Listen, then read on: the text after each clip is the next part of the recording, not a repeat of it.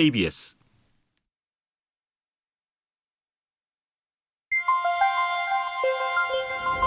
대한민국 중심 채널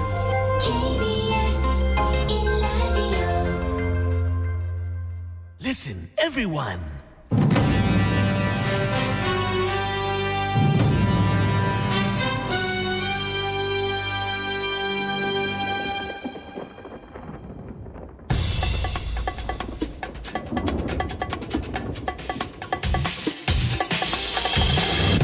라이브 비상대책위원회.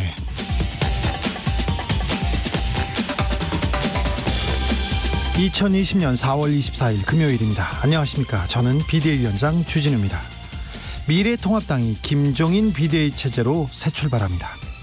4.15 총선 지휘를 맡았던 김종인 전 미래통합당 총괄선거대책위원장은 통합당이 선거에 참패하고도 아직 정신을 못 차린 것 같다라고 말했는데요. 고심 끝에 당 비대위원장을 맡기로 했습니다. 그런데 통합당 내 분위기가 심상치 않습니다. 김종인 비대위를 반대하는 조혜진 의원, 찬성하는 김세연 의원, 릴레이로 만나보겠습니다. 21대 국회의원 당선인 중 법조인 출신이 46명, 이 중에 판사 출신이 6명, 검사 출신은 15명입니다. 변호사 출신은 25명이고요. 앞으로 이들이 국회에서 보여줄 모습 자못 기대됩니다. 이분들 중에서 사법농단을 세상에 알린 이탄희 전 판사에게 관심이 집중되는데요. 국회에 들어가서 제일 처음 하게 될 일은 뭘까요? 쏙 인터뷰에서 직접 들어보겠습니다. 지난 월요일 TV조선이 조건부 재승인을 받았습니다. 그 후 TV조선 기자협회가 이례적으로 성명을 냈네요. 우리는 전현 정권 가리지 않고 권력의 감시자 역할에 충실해왔다. 이것은 언론 자유 침해다. TV조선 기자협회 주장 좀 이례적인데요. 무엇이 옳고 무엇이 그른지 그 성명서의 행간 기자들의 수다에서 낱낱이 분석해 보겠습니다. 라이브는 계속되어야 한다. 여기는 라이브 비대위입니다.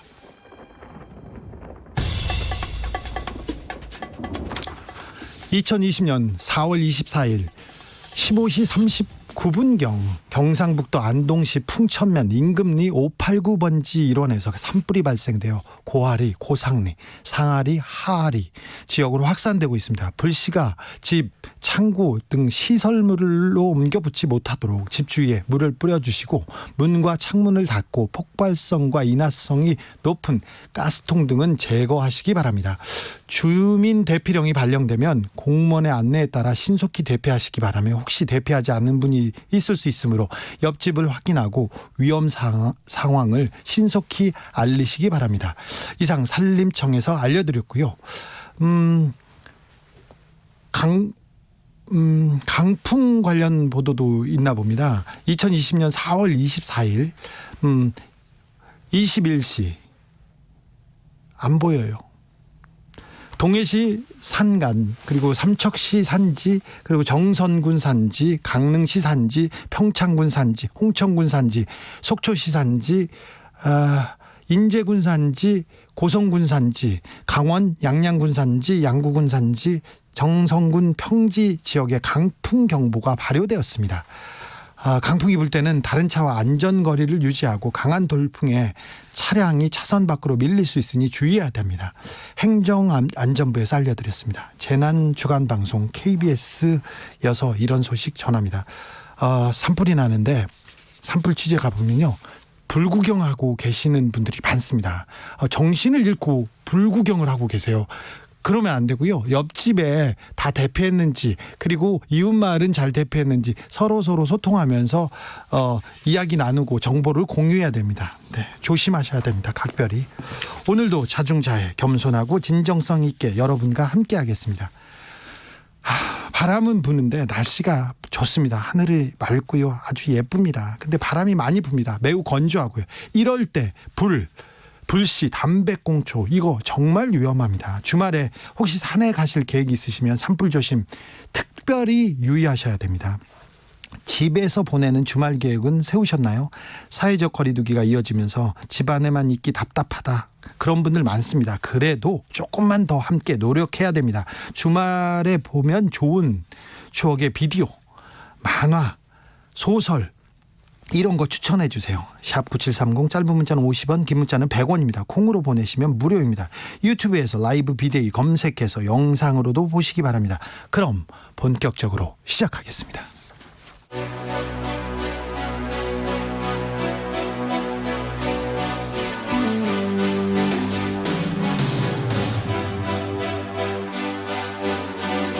라이브는 계속되어야 한다. 살아남아야 한다.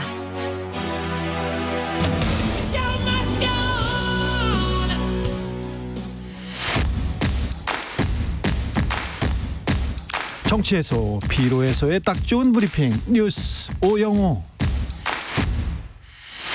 정상근 기자 어서 오세요. 네, 안녕하십니까? 네, 코로나19 확진자 현황부터 살펴볼까요? 네, 오늘 0시 기준 누적 확진자가 1,708명으로 어제 대비 6명 늘었습니다. 6명입니다. 네, 이 격리가 해제된 완치자는 90명 늘어서 8,501명이 됐고요. 예. 이에 따라서 현재 치료 중인 환자는 1,967명, 1,000명대로 떨어졌습니다. 사망자는 어제 하루 없어서요. 이 누적 확진자는 그대로 240명입니다. 네.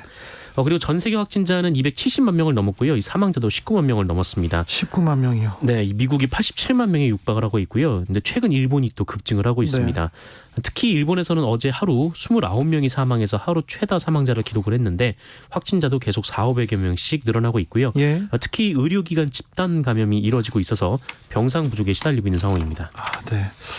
우리나라 상황은 굉장히 안정돼 가고 있습니다. 그러나 지금 미국, 일본 그 전 세계 상황이 심각하기 때문에 네. 아직 긴장의 끈을 놓으면 안 됩니다.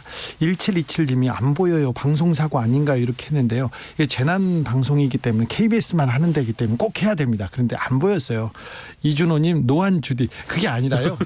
저한테 메시지가 왔을 때 좀 가려져 와가지고요. 제가 당황해서 그랬습니다. 죄송합니다. 네. 다음 주부터 마스크 1인당 3매까지 3장까지 살 수 있게 된다면서요? 네, 이 정세균 국무총리가 공적 마스크 오부제 구매량을 현행 1인당 2매에서 3매로 확대하겠다고 밝혔습니다. 오늘 코로나19 중앙재난안전대책본부 회의가 있었는데 이 자리에서 이 마스크 수급은 공적 마스크 오부제가 정착되면서 많이 안정됐다라면서 앞으로 경제 활동이 증가하면 마스크가 더 필요할 것으로 생각된다라며 이같이 밝혔습니다. 네. 또한 정세균 총리는 6.25 전쟁 70주년을 맞아서 해외 참전 용사들을 위해서 마스크 100만 장을 지원하겠다라는 계획도 내놨습니다. 네. 이 뉴스 보면서 좀 약간 뿌듯하다. 그리고 네네. 그분들이 한국을 도와준 거에 대해서 우리가 보답하는 그런 따뜻한 마음이 전해진다 이런 생각을 했는데요. 네, 그렇습니다. 이 정세균 총리는 뭐 조심스럽긴 하지만 이제 어려운 이웃 국가를 돌아볼 여유도 생겼다라면서 이 마스크 수급 상황을 예의주시하면서 국민적 공감대가 형성된 수요처에 대한 해외 반출은 국내 공급에 문제가 없는 범위 내에서 예외적으로 허용하도록 하겠다라고 말을 했습니다. 그렇군요. 그리고 이 자가격리 위반자 관리를 위한 안심밴드, 이 손목에 차는 밴드이죠. 네. 다음 주부터 도입하기로 했습니다.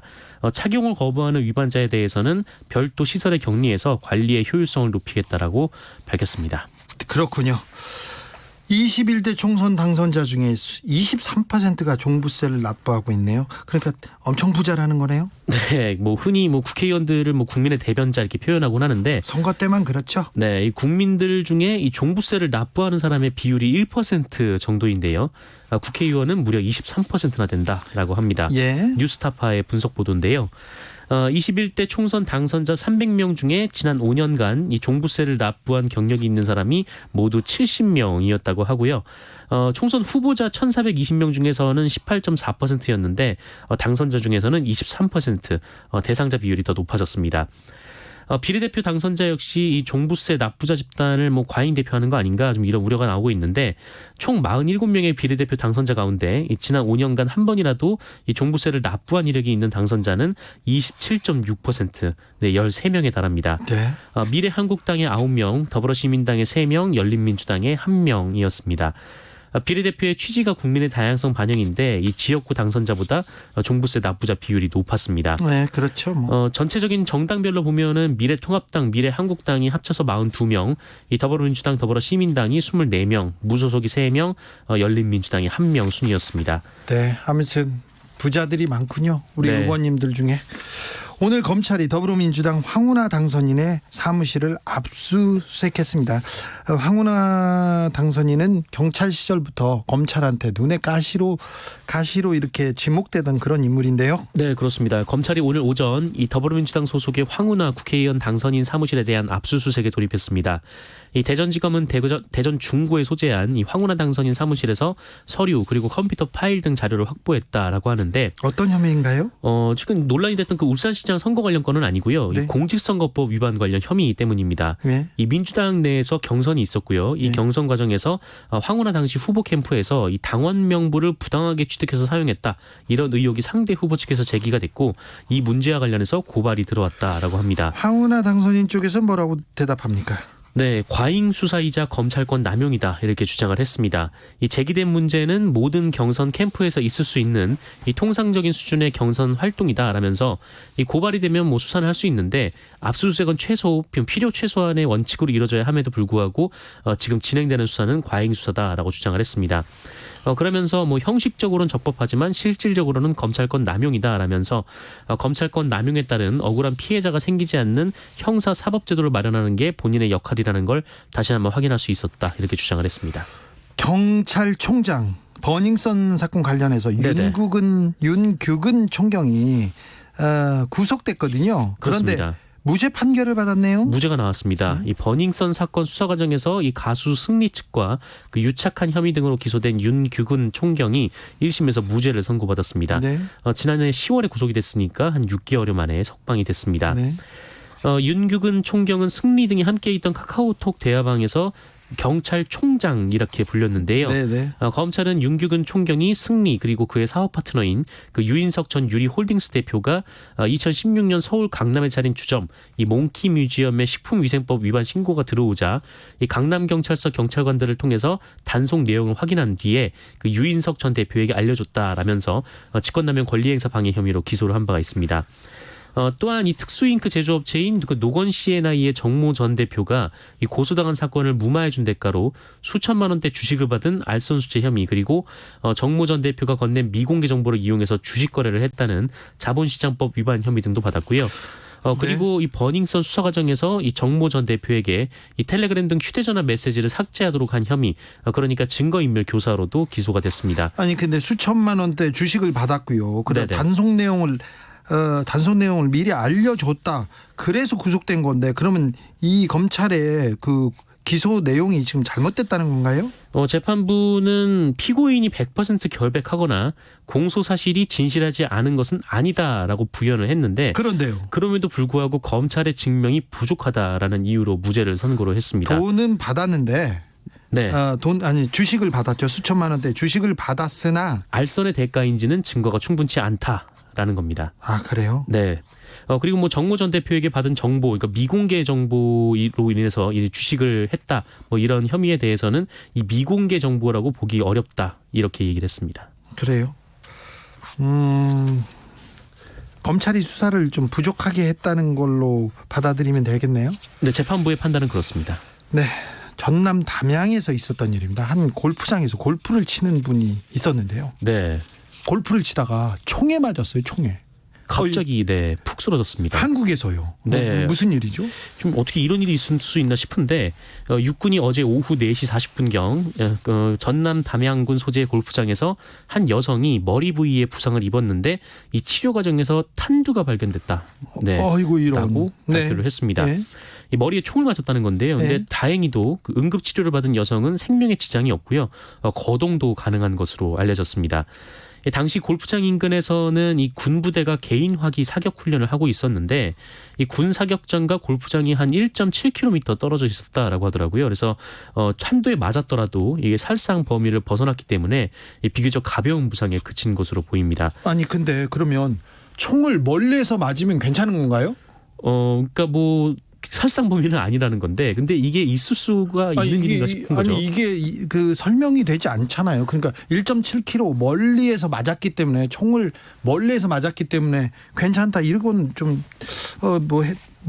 답변이 아닌 것 같은데요. 그러니까 있어서는 안 되는 일이 벌어진 건데 네. 뭐 어쨌든 이 여성은 이제 비교적 가벼운 부상이 그쳤다라고 합니다. 아 그래요? 네, 이 여성은 뭐 처음에는 골프공이 머리를 때린 것처럼 느껴졌다. 뭐 머리에 충격이 있었다라는 것이죠. 네. 그래서 군 수사기관과 경찰이 합동으로 이 사고 경위 그리고 원인을 조사하고 있는데요. 또한 육군은 오늘 전 부대에서 사격 훈련을 전면 중지를 했고요. 각 사격장에 대한 안전 점검에 착수를 했습니다. 특별히 이 군부대 그 사격장 안전 점검이 필수적인 것 같아요. 네, 사격장이 어떤 구조로 되어 있길래 이게 탄두가 이렇게 네. 멀리까지 날아가는지 모르겠는데. 네, 억울한 이런 피해자들이 있어서는 안 되지 않습니까? 네, 또 한편에서는 이 사격장 근처에 이 골프장 허가를 왜 내준 건가 이런 목소리도 나오고 있습니다. 그렇죠. 네, 서울시청 직원이 성폭행을 했다는 사실이 알려지면서 큰 논란이 되고 있습니다. 네, 이 사건은 지난 14일 밤 11시쯤에 있었는데요. 이 비서실 소속의 A씨가 이 동료 직원들과 술자리를 가진 후 이 만취한 여직원을 이제 성폭행한 혐의로 경찰에 형사 입건이 됐습니다. 서울시는 이 사건을 23일 오후 4시 45분쯤 언론 보도를 보고 최초 인지했다라고 밝혔습니다. 이에 서울시가 오늘 이 사건과 관련해서 사과를 했는데요. 이 무관용 원칙으로 일벌백계를 하겠다라는 방침을 밝혔고요.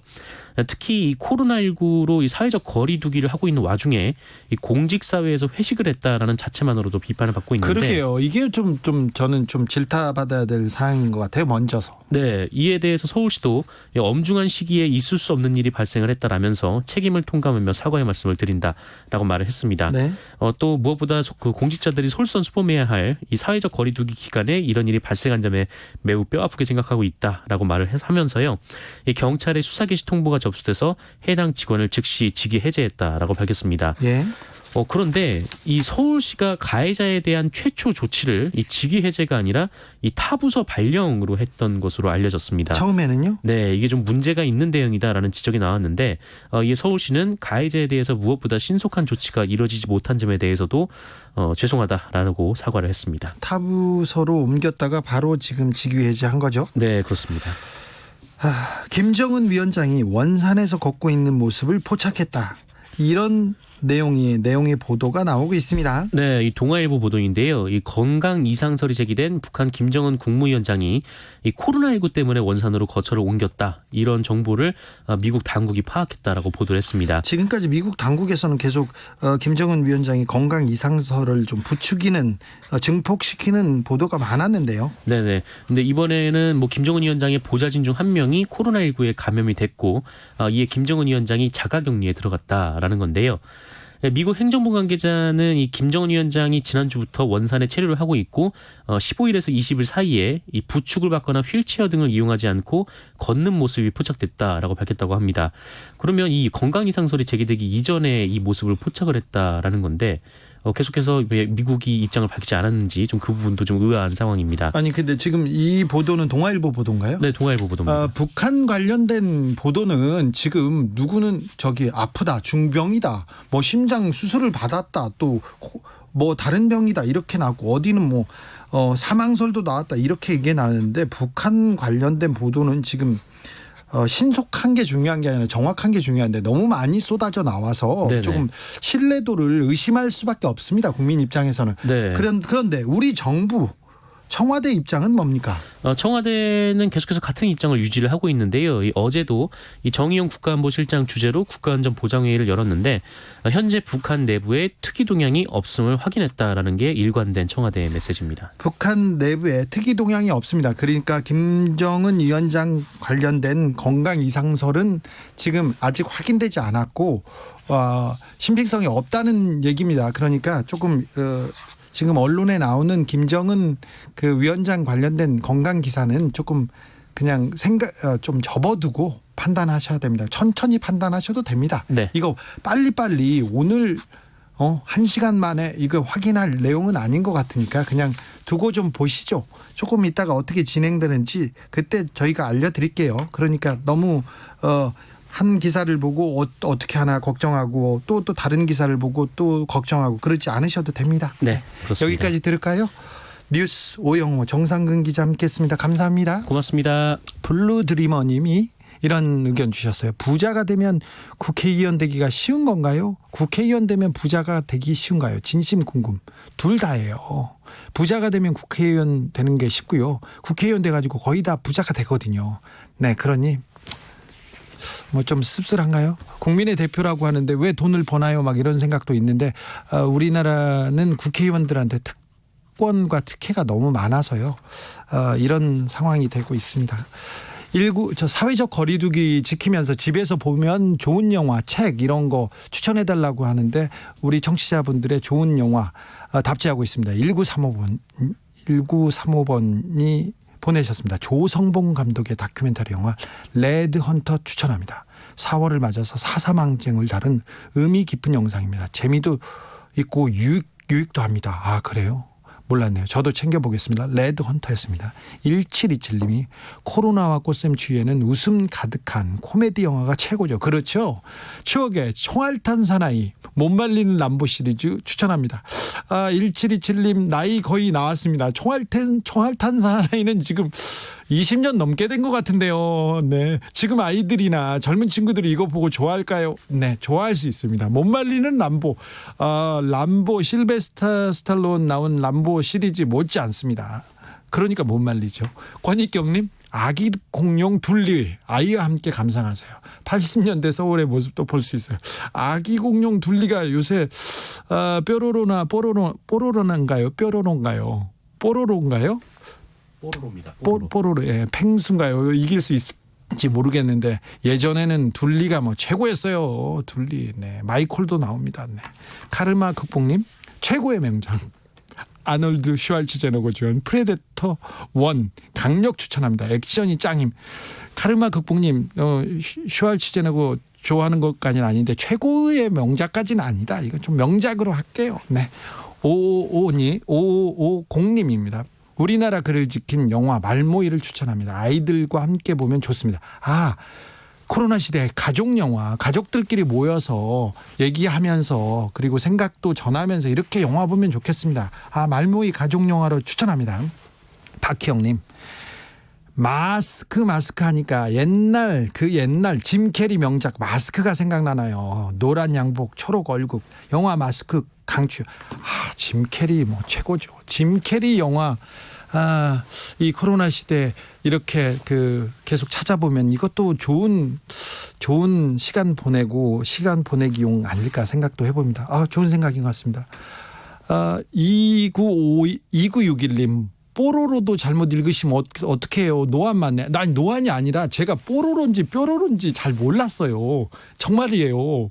뭐 읽은 게 아니라 뽀로로인지는 몰랐어요. 저는 뽀로로 못 봤거든요. 죄송해요. 교통정보센터로 갑니다. 임초희 씨 저한테 뭐라고만 하는데. 네, 이 시각 교통정보입니다. 금요일 오후답게 고속도로 교통량 빠르게 늘면서요. 그만큼 사고 소식도 많습니다. 모두 처리 작업으로 밀리고 있는데요. 먼저 남북권인 남해고속도로 순천 방향입니다. 북창원 부근으로 밀리는 이유 사고가 있었기 때문이고요. 아직 이 여파로 3km 밀리고 있습니다. 수도권은 영동고속도로 강릉 방면 동군포 1차로입니다. 사고 처리로 부근이 혼잡하고요. 제경인고속도로 인천 방면 안현분기점 3차로도 추돌사고 발생해서 막혀 있는데요. 이 구간 지나기 어렵습니다. 중부고속도로 하남 방면 일죽 1차로에서도 사고를 처리하고 있어서 뒤로 2km 밀리고 있습니다. 서울 외곽고속도로 일산에서 판교 쪽으로는 일산에서 송내까지 긴 구간 정체 이어져 있는데요. 김포 요금소 부근에서 발생한 사고 여파가 더해져서입니다. KBS 교통정보센터였습니다.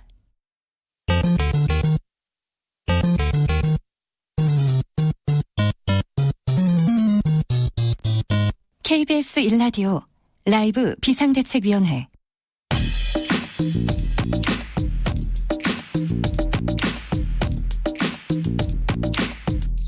쏙 인터뷰 귀의 속 맘의 속 쏙쏙쏙 인터뷰 시간입니다. 21대 국회의원 화제의 당선인 만나보겠습니다. 사법농단 그야말로 헌법농단이고 법치주의 농단이었습니다. 그런데 판사들이 그렇게 헌법을 어기고 법치주의를 어겼어요. 모두 예스 할 때 노라고 하신 판사입니다. 그래서 사법농단을 세상에 알린 판사였습니다. 지금은 국회의원이 됐습니다. 국회로 들어가서 처음 하고 싶은 일이 뭔지 궁금한데 직접 들어보겠습니다. 더불어민주당 이탄희 당선자, 안녕하세요. 네, 안녕하세요. 이탄입니다. 네, 축하드립니다. 쑥스럽습니다. 네, 어떻게 지내시나요? 이제 당선인 되셨어요. 국회의원 높은 네. 신분 됐어요. 전혀 높진 않고요. 네. 그냥 아직은 실감이 전혀 안 나고 네. 좀 불규칙적인 생활을 하고 있어요. 여의도에 있다가 용인에 있다가 굉장히 뭐 바빠지셨죠. 있다가. 네. 네, 좀 뭐 생활이 많이 바뀌는 건 느껴지더라고요. 네. 국회에 들어가서 어떤 네. 일을 하겠다, 처음으로 어떤 일을 하겠다 이렇게 생각하신 게 있나요? 저는 사실은 이제 뭘 먼저 해야 순서를 정한 건 없고요. 네. 다만 제가 이제 공약이나 아니면 또 여러 가지 인터뷰를 통해서 하겠다고 말씀드린 내용이 굉장히 구체적으로 많아요. 네, 어떤 대표적으로 내용인가요? 대표적으로 제가 사실은 1월 19일 날 민주당 입당 기자회견 하면서부터 법관 탄핵해야 한다. 네. 그렇게 말씀을 드렸어요. 예, 예. 네, 그 부분 당연히 해야 될 것이고요. 네. 그 외에 여러 가지 양형개혁법 포함해서 법률안들도 준비해 놓고 있습니다. 네. 법관 탄핵해야 된다. 이게 말로만 들으면 굉장히 무시무시한 얘기 같은데 법관들이 법을 어겼어요. 헌법을 어겼는데 네네. 재판에서는 또 무죄래요. 네. 이거 좀 국민들의 그 상식선에서는 지금 그 받아들이기 어려운 사람들이 많거든요. 그렇죠. 네. 그리고요, 우리가 탄핵이라는 단어가 예. 좀 강한 어감이 있고 대통령 탄핵을 떠올리게 해서 좀 강하게 느껴지는데요. 사실은 탄핵은 그냥 징계예요. 네. 파면을 하는 절차고요. 네. 징계는 당연히 직업 윤리를 위반한 판사가 있으면 징계해야 하는 게 맞는 거죠. 네. 정상적인 절차를 진행하겠다는 뜻입니다. 국회에 들어가셨으니 이제 법관 탄핵 절차 이제 네. 진행됩니까? 진행해야죠. 네. 이제는 더 이상 비평의 시간이 아니고요. 이제 실천의 시간이 다가왔습니다. 네, 기대가 큽니다. 야생화 편지님이 66인 적폐 판사 꼭 탄핵해야 됩니다. 이런 의견 주셨습니다. 네. 네. 저기 뭐 하나 물어보고 갈게요. 이명박 네. 대통령 판결 후에 네네.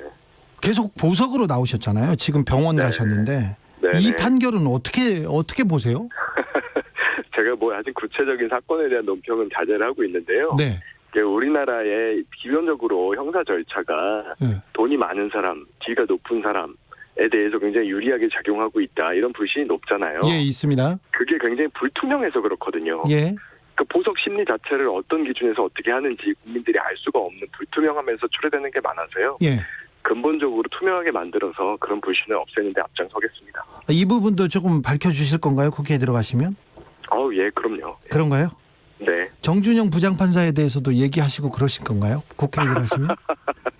구체적인 판사 한 명, 정치적인 사건 하나나 판사 한 명에 대한 이야기보다는 네. 거시적으로 그런 일들이 재발되지 않도록 구조를 만드는 데 앞장서겠습니다. 알겠습니다. 보이골드님이 법관 탄핵은 이탄희가 한다 이런 의견 주셨습니다. 그래 기대가 있다는 겁니다. 네.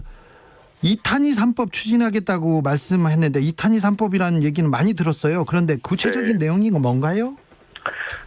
제가 이탄희 3법으로 말씀드린 건 양형개혁법, 예? 또 장발장 방지법, 정관예우 방지법 이렇게 3개의 법안이고요. 네. 거기에 추가로 제가 사회적 의인법을 꼭 만들어야 되겠다. 이런 공약도 말씀드렸습니다. 짧게 좀 설명을 더 해주신다면? 네. 그러니까 일단 양형개혁법이 대표적인 것인데요. 우리 이번에 N번방 사건, 네. 또 그 전에는 김용균 씨 사망 사건이 있었잖아요. 예. 네, 이런 사건들에서 법원의 양형이 국민들의 상식과 너무 동떨어져 있다. 네. 이런 국민적 공감대가 있는데 이 양형이 그냥 쉽게 안 바뀌거든요. 네. 화만 낸다고 해서 바뀌지가 않잖아요. 그걸 그렇죠. 바꿀 수 있는 구체적인 절차를 제가 마련을 했습니다. 그래서 네. 이 법안을 통해서 국민들이 납득할 수 있는 양형을 이끌어내겠습니다. 아 벌써 만들으셨어요? 네. 아이고 준비해놓고 잘하셨어요. 있습니다. 네. 네. 그리고 다른 법은요? 예, 그리고 이제 장발장 방지법이라고 하는 거는 사실 생계형 범죄, 또 청년들의 경우에 아주 작은 범죄를 저질렀는데 구속이 되거나 높은 형을 받는 경우들이 많이 있어요. 네. 이런 것들을 방지하기 위한 절차고요. 마지막으로 제가 사회적 의인법이라고 말씀드린 내용 사실 제가 굉장히 중요하게 생각하고 있는데 우리가 타인의 생명 신체를 보호하기 위해서 자기 희생을 한 정말 숭고한 개인들이 많거든요. 네. 세월호 잠수사분들도 마찬가지고요. 이런 분들의 명예를 붙돋기 위한 조치들을 도입하는 그런 법안을 준비해 놓고 있습니다. 이수진 당선인은 사법농단 재판으로 증인 채택되셨더라고요. 저기 판사 네. 이탄희 당선인도 이게 증인으로 채택됐습니까? 제가 뭐 언론 기사는 봤는데 저한테 출석 요구서가 안 왔어요. 아직 안 왔어요? 네, 그래서 좀 기다리고 있는 중입니다. 사법농단 판사님들이 저기 이탄희 당선인을 증인으로 네. 채택해봤자 도움이 안 될 것 같은데요. 뭐 증인으로 채택되면 출석하는 건 국민의 의무니까요. 네. 그때 제가 출석 요구서가 오면 그때 잘 판단해 보겠습니다. 네. 내일 4월 25일이 법의 날입니다. 네. 근데 저같이 피고인으로 살고 있는 사람들한테 법은요. 네네. 우리 판사님들은 있는 사람, 힘 있는 사람, 돈 있는 사람들의 편에서만 이렇게 네. 작동이 되는 것 같아서요. 네. 야속할 때가 한두 번이 아니었습니다. 국민들도 네. 그런 분들 많아요. 네. 맞습니다. 저는 이제 우리 4월 25일 법의 날, 그리고 또 이번 21대 총선, 나라의 명운을 가르는 큰 총선이었는데요. 네. 이 전후로 우리가 법의 의미가 많이 바뀔 거다, 대한민국 사회에서. 이렇게 생각을 하고 있습니다. 기존의 법은 판검사가 선언을 하면 국민들로서는 뭐 옳다 그렇다 토를 달 수 없고 무조건 수용해야 하는 따라야죠. 네. 그렇죠. 권위적인 법이었다고 하면 네. 이제는 법원과 검찰이라고 하는 기관의 주인이 판사, 검사가 아니라 국민들이다. 그러므로 법도 대한민국 국민들이 납득할 수 있는 내용이어야 한다. 라는 의미로 바뀌는 그런 전환점이 될 거라고 생각하고요. 서민들, 국민들한테는 법이 무서워요. 판사님, 검사님도 무섭고요.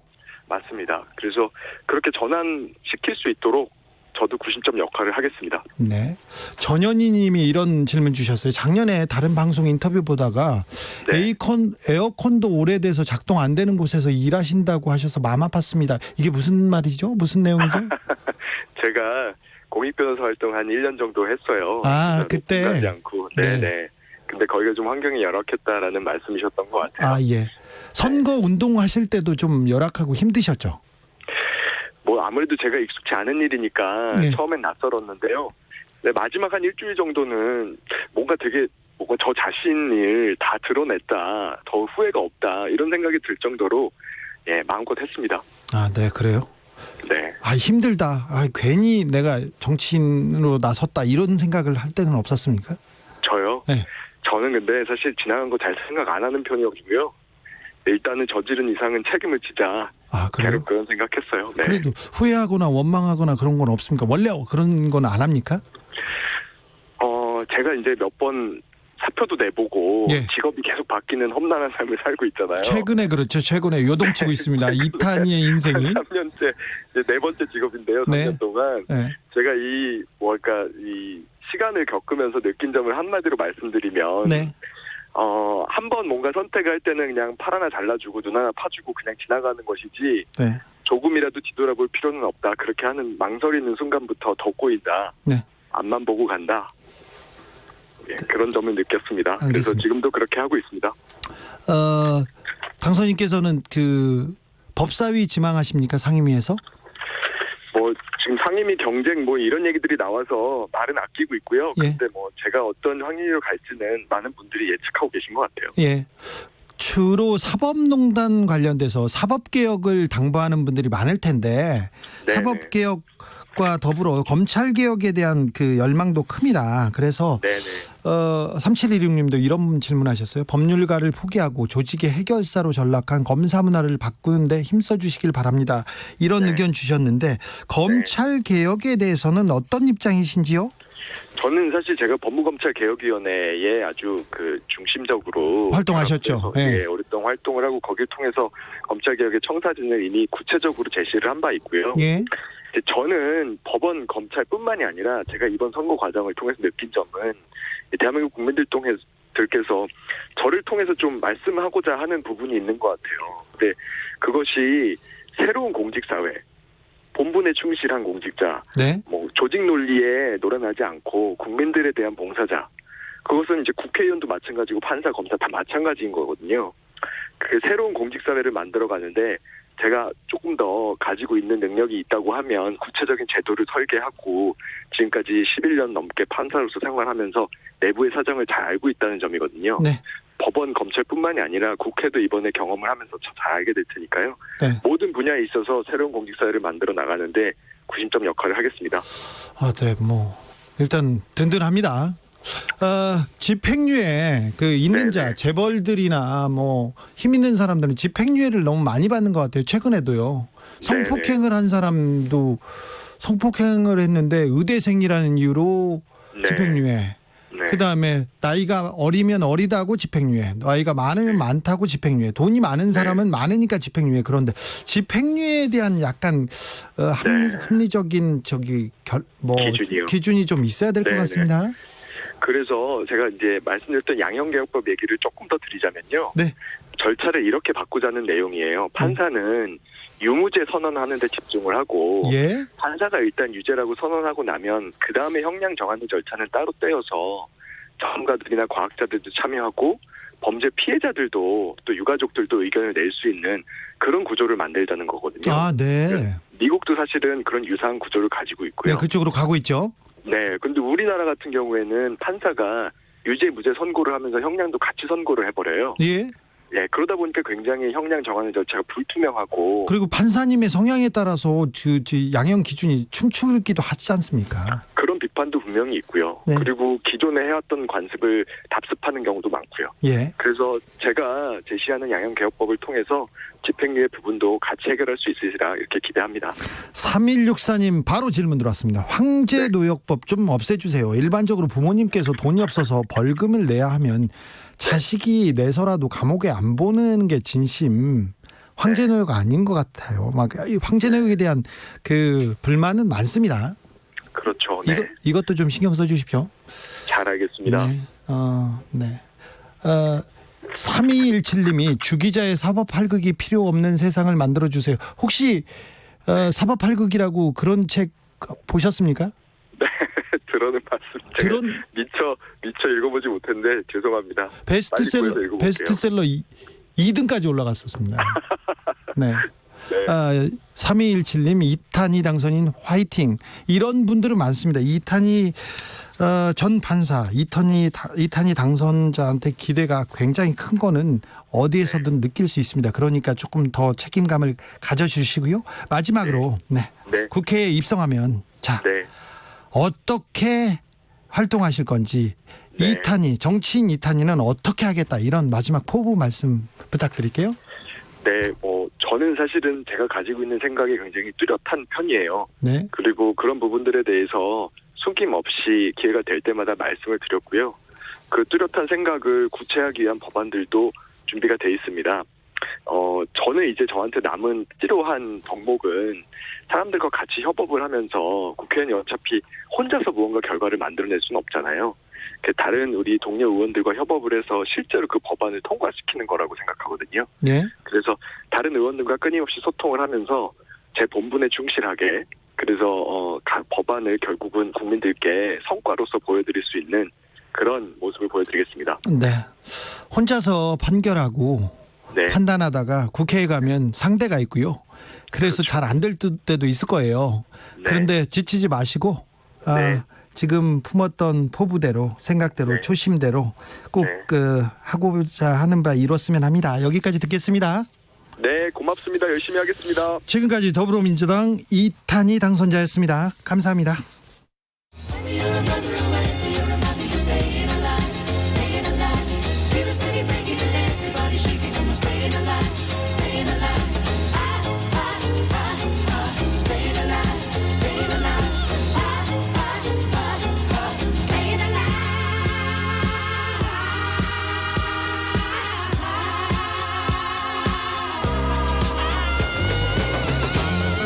KBS 1라디오 라이브 비상대책위원회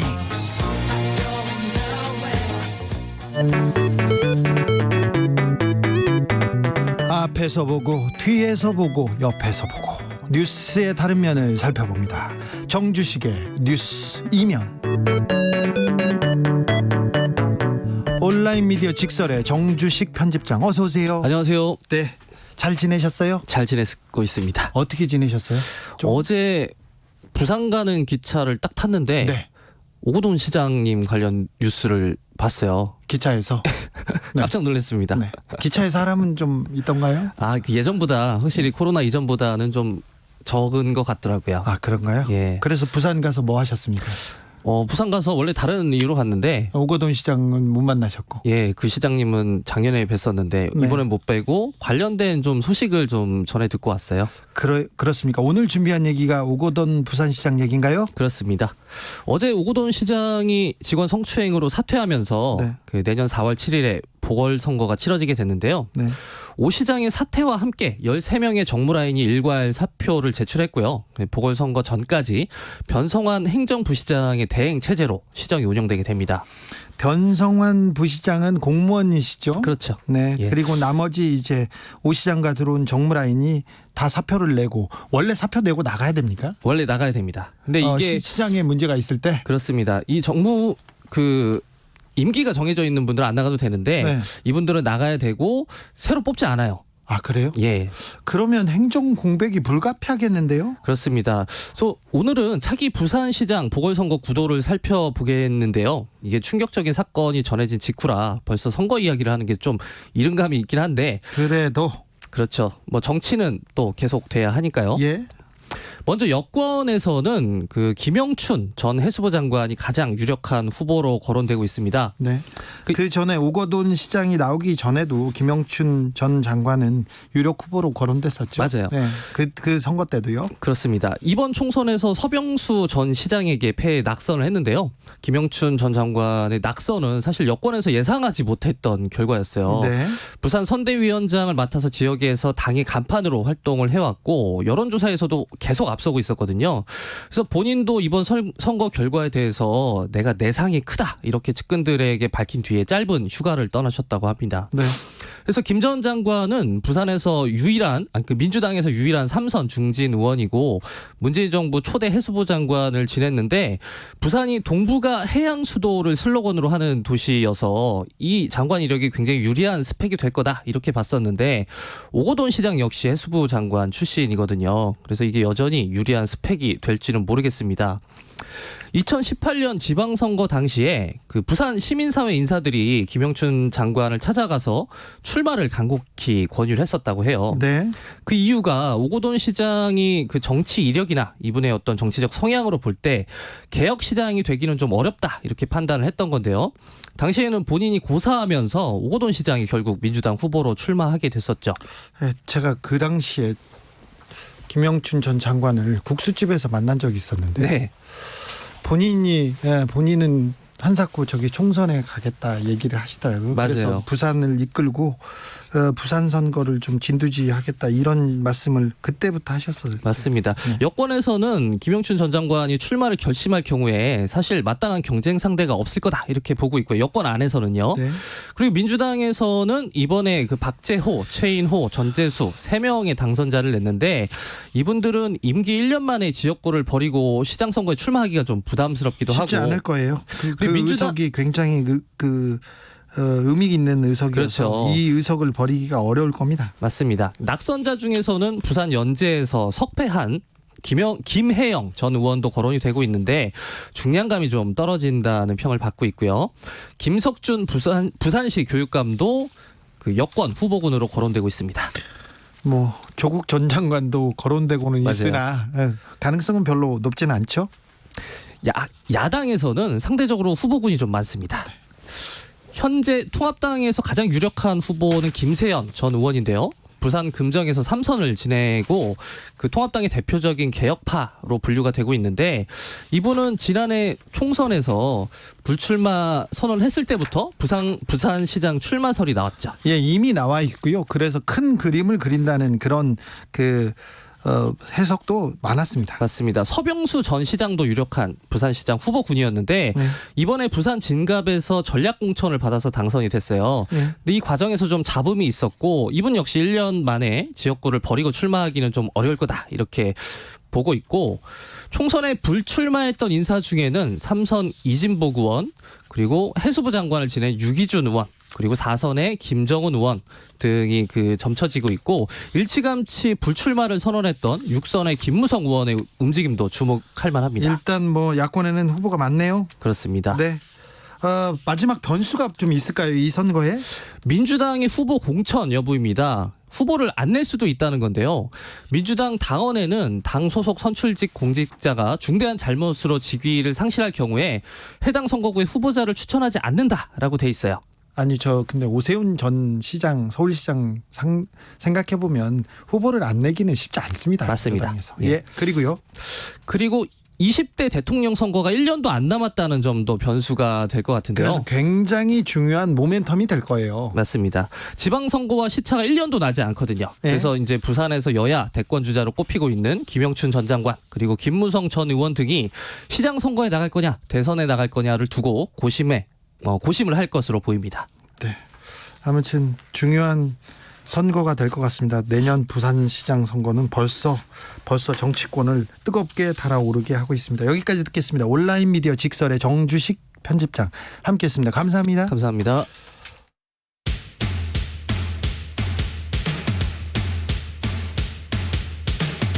바쁜 현대인들을 위한 오늘의 고농축 인터뷰 3분 순식간에 지나갑니다.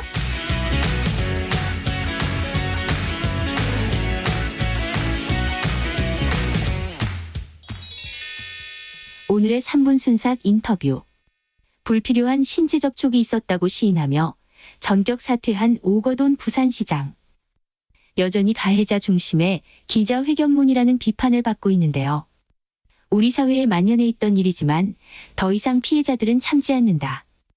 안희정 전 충남도지사 성폭력 피해자인 김지은 씨의 변호를 맡았던 정혜선 변호사는 이렇게 말합니다. KBS 1라디오 김경래의 최강시사와의 인터뷰입니다. 이제 업무 공간에서 성추행이 일어나는 경우가 이제 제법 있습니다. 그래서 이 사건 피해 내용이 어떤 건지 제가 이제 구체적으로 좀 알기는 어려운데요. 네. 그래도 이제 업무 추행이 이제 기습적으로 이루어지는 경우들이 왕왕 있는데 전혀 예상치 못한 순간에 기습적으로 입을 맞춘다거나 신체를 만진다거나 이런 경우들이 있는데 이제 법원은 이럴 때 이제 상대방의 의사에 반해서 기습적으로 이루어진 유형력의 행사다 이렇게 해서 이제 강제추행죄로 보고 있고요. 그러니까 안희정 전 지사 사건도 그렇고 이번 사건도 그렇고 권력형 성범죄라고 하는 게 결국은 이제 폭력의 문제잖아요. 그래서 강자가 약자를 이제 함부로 대하거나 이제 괴롭히는데 그 괴롭힘의 방식이 이제 여성한테는 이제 성적 괴롭힘으로 발현이 되는 거라고 봐요. 이제 와서 갑자기 이런 일들이 벌어지고 이제 이런 사건이 늘어나는 게 아니라 더 이상 이제 피해자가 참지 않는다는 거죠. 그래서 그 전에는 알려지지 않았던 일들이 이제는 더 이상 이제 숨겨지지 않고 고발되는 것이다 이렇게 생각합니다. 오 시장이 그 회식을 하면서 그 회식 자리에 양쪽에는 이제 젊은 여직원들을 동석하게 하고 하는 부분들도 있지 않았습니까? 그래서 대외적으로 보여지는 것과 또 실제로 여성들을 어떻게 생각을 하고 동료 직원이 아니라 성적 대상화해서 본다거나 이런 부분들이 아직까지 남아있다라고 봐야 되겠죠.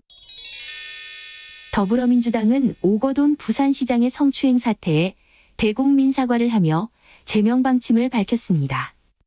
더불어민주당은 이번 사안을 얼마나 심각하게 받아들이고 있는지 송갑석 대변인으로부터 들어보겠습니다. MBC 라디오 김종배의 시선집중과의 인터뷰입니다. 정말로 저희 당으로서는 뭐라고 할 말이 없는 상황입니다. 이 문제에 관해서는. 그래서 어제 윤호중 사무총장도 기자회견에서 밝혔듯이 이와 같은 일이 재발되지 않도록 정말로 할 수 있는 모든 조치를 해야 된다라고 생각을 합니다. 내년 4월에 부산시장 보궐선거가 그럼 치러져야 되는데 이때 후보를 안 낼 수도 있는 겁니까?